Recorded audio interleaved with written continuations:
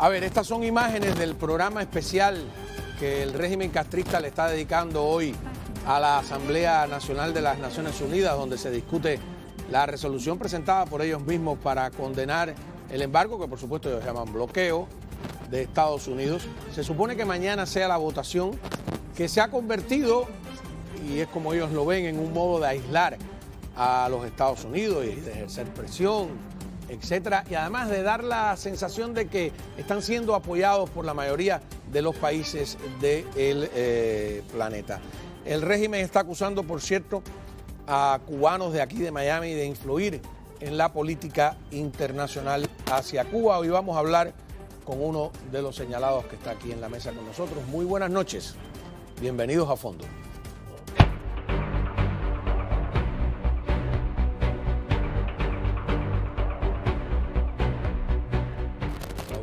Me imagino que ellos mismos se bloquean, ¿no? Una ironía. El doctor Orlando Gutiérrez Boronat, del Directorio Democrático Cubano, profesor universitario, muchas gracias por estar con nosotros. No, gracias a ti por invitarme. Ok, vamos a ver, quisiera empezar con el representante de El Salvador. Me ha sorprendido, tú que conoces El Salvador, adelante. La arbitraria e injustificada inclusión de Cuba en la lista de estados patrocinadores del terrorismo ha reforzado las dificultades del país para insertarse en el comercio internacional y realizar operaciones financieras, provocando cierres de contratos, pérdidas de relaciones con entidades bancarias, entre otras dificultades.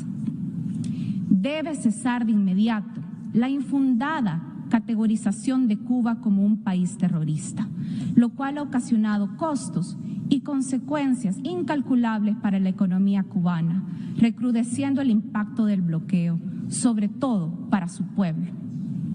En ese sentido, subrayamos la urgente necesidad de revertir esta medida para aliviar las carencias que viven las cubanas y los cubanos. A ver, nosotros revisamos la declaración y es exactamente la que dice Granma. O sea, y la pregunta es, ¿Bukele está con los indios, con los cowboys? No, Bukele siempre ha defendido el régimen existente en Cuba.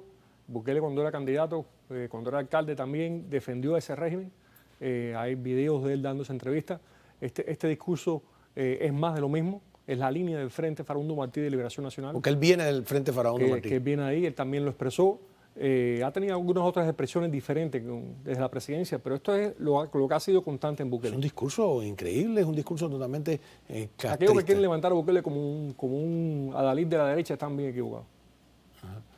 Sí, bueno, ha tenido un éxito contra las pandillas, pero su vecina de Honduras, que es totalmente procastrista, prochavista, pro de todo, está imitando la misma estrategia, así que hay que tener cuidado. Sí, a mí me resultó repugnante el discurso sin dudas, de El Salvador allí, y un preludio de lo que podría pasar. La prensa castrista te señala con epítetos, con descalificaciones, como uno de los organizadores de un consenso internacional que ellos no quieren que se dé en contra de esa resolución. No sé con qué respondes, por qué, contigo, qué pasa. Bueno, desde que regresamos del Parlamento Europeo, donde hablamos ante la sesión especial de Cuba del ECR la semana pasada, y con el viaje que fue una semana anterior al Consejo de Europa, el régimen esta semana ha arreciado la campaña en contra nuestra. Ese artículo que tú señalas en Grama, más otro más que publicaron, el tipejo Cato Arconada. Bueno, ese ni siquiera lo firman, dice redacción. Hay otro más, muy parecido a ese. Ajá. Hay un tipo que se llama Cato Arconada, que es un etarra prófugo, que es asesor del gobierno. Bueno, que ellos lo citan como la fuente de una investigación, es una fuente etcétera. dirigida, es decir, él marca la pauta que la instruyen, entonces él comenzó con esto de que hay una conspiración internacional. Lo que les molesta a ellos es el trabajo que estamos haciendo consistentemente en la Unión Europea, que está haciendo la Asamblea de la Resistencia Cubana y otras organizaciones del exilio que también están trabajando en esa dirección, para que esas 27 democracias dejen de subsidiar a este régimen. Ajá. Ahora, tú estuviste en Ucrania. Ucrania el año pasado se sostuvo. No es muy solidaria Ucrania con la oposición cubana en las instituciones, por lo menos.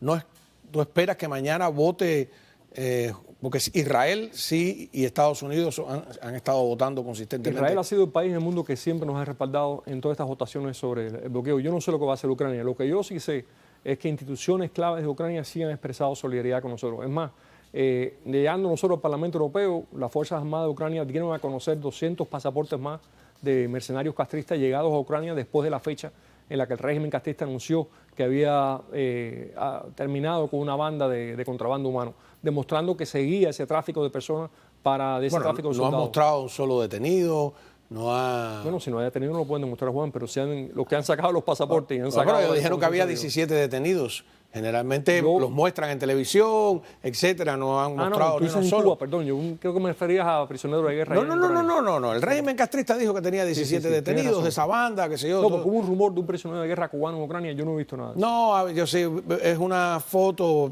no hay ninguna... No, ellos no han mostrado ninguno de los acusados, tienes toda la razón. No, es una cosa que no es su costumbre, ¿no? Su costumbre es que los ponen ahí a arrepentirse, a decir que no, etcétera. No mostraron quién es la rusa que hace el evento. No hay una petición de explicaciones al gobierno ruso, por ejemplo. Nosotros estuvimos ahora ante el Parlamento Europeo, estuvo con nosotros en todas las batallas, en todas las reuniones, un parlamentario ucraniano que representa a un grupo grande de ellos que han firmado pidiendo que se elimine el subsidio europeo al régimen.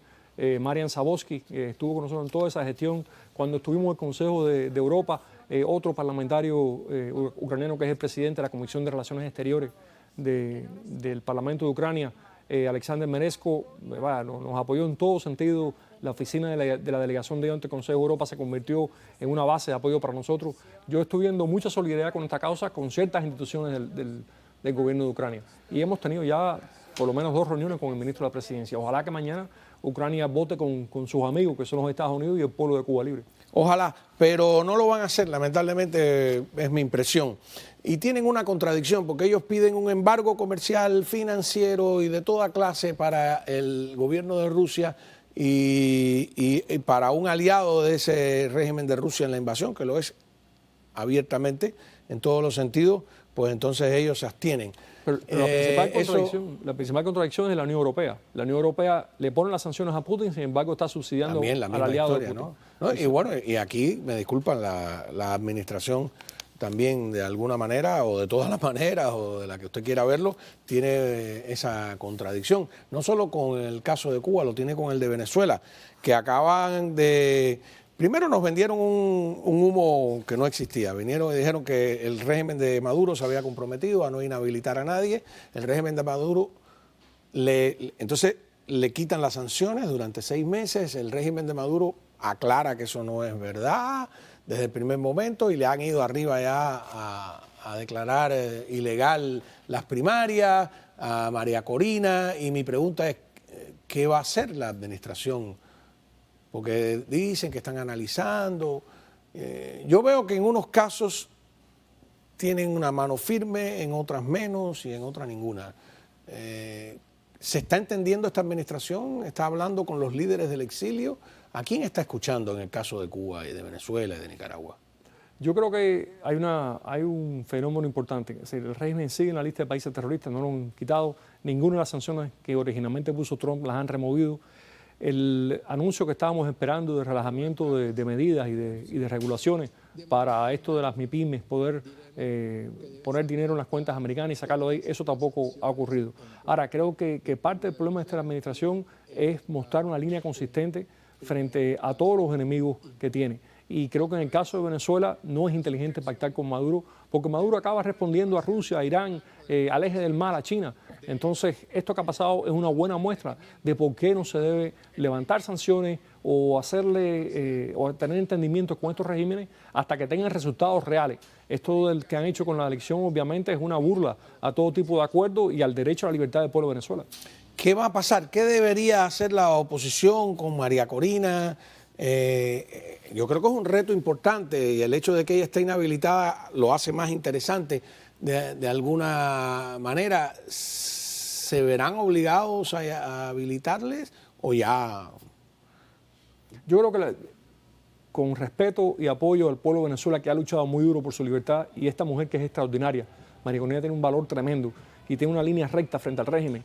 Creo que cualquier solución que dependa del régimen no se puede depender de ella, porque el régimen hará todo lo que haga falta para mantenerse en el poder. Creo que el pueblo de Venezuela tiene volumen, tiene intensidad, lo ha demostrado con esta primaria y esa debe ser la base de cualquier estrategia. Ahora, como politólogo, ese argumento de, no sé, y tú conoces los sistemas políticos de distintos países, el argumento de que un partido político de oposición, las primarias que realice, cuando las realiza, tienen que ser avaladas por su oposición desde el gobierno. ¿Eso ocurre en otros lugares? Es como, no sé... Sí, que el gobierno tiene un veto sobre quién nomina a la oposición. Nunca he oído eso en ningún país democrático. O sea, que ellos deciden quién es su opositor y quién no puede serlo. Es como que el Partido Demócrata, para elegir un candidato, tenga que ser aprobado por el Partido Republicano o viceversa. ¿Existe ese modelo en algún sitio? Sí, en un lugar que se llama China, donde hay 4 partidos de oposición que dependen del Partido Comunista. Bueno, esos partidos de oposición se quedaron allí cuando el Kuomintang se fue a Taiwán.